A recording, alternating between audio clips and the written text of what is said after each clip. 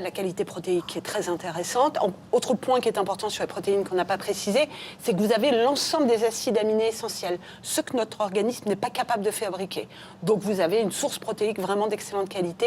On a un profil lipidique qui est plutôt assez intéressant. On sait que dans un œuf, il y a à peu près l'équivalent de 300 mg de cholestérol, ce qui est les apports recommandés journaliers. Donc il n'y a pas de souci particulier de ce côté-là.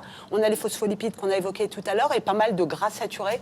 70% des lipides, c'est plutôt des gras saturés.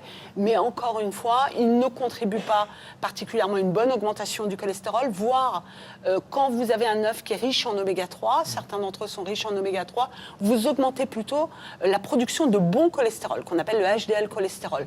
Donc sur les lipides, c'est un profil plutôt assez satisfaisant. Et vous avez une richesse en certaines vitamines, la vitamine A, la vitamine D, A, bonne pour les yeux, pour la vision, la protection, la vitamine D, la vitamine E, et aussi des minéraux intéressants, tels que le fer, le zinc, qu'on retrouve que dans les produits animaux. Une question. Et le soufre, vous en parliez juste. Le soufre, ne m'en parlez plus du soufre.